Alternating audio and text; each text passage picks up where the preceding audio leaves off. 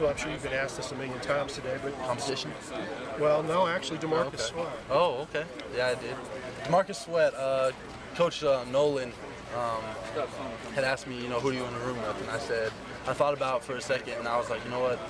I want DeMarcus Sweat to be my roommate because I just feel like he wants to learn.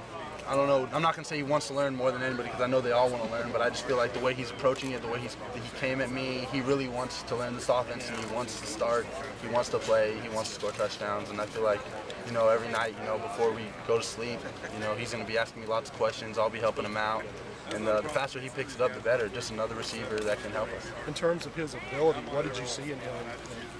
I saw a guy who could stretch the field. He's got speed. He's pretty big. Good route runner, and he's real lengthy. Threw him I think it was like a 14-yard in or something.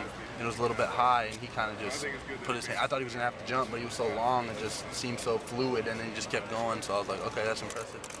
So I was just real impressed by, the way he approaches it. I'll walk by him, he'll be like, give me a signal, and I'll give him a signal or play, and he'll tell me it or he'll do it, and that's real good, and I like to see that. How much pressure do you feel? I think most people expect you to ultimately be the starter. Do you feel pressure in this competition? No, I felt pressure when I went into South Carolina. That was pressure, but I'm just gonna go out, work as hard as I can, and that's just what it is. It's a competition. I love competition. So yeah. You always hear the talk that the quarterbacks help each other out. Do you really when you're trying to fight for the same job? Yeah. Joe Montana said he never helped anybody out. That they can find out on their own. That's a good way to go. If you want your spot and don't ever want to lose it. But I would help Patrick. We'd all watch film together. Me, Jalen, Morgan, and Patrick. We'd all watch together. So we'd help them best we can. Help them little things. That they're going to learn obviously anyways. But just make sure they know it now and get ahead of the 8 ball. All the preseason predictions are dark for this team. How do you turn it into something positive and not listen to that noise? Winning games. That's really all it is. Win games. I think I heard 3 and 9.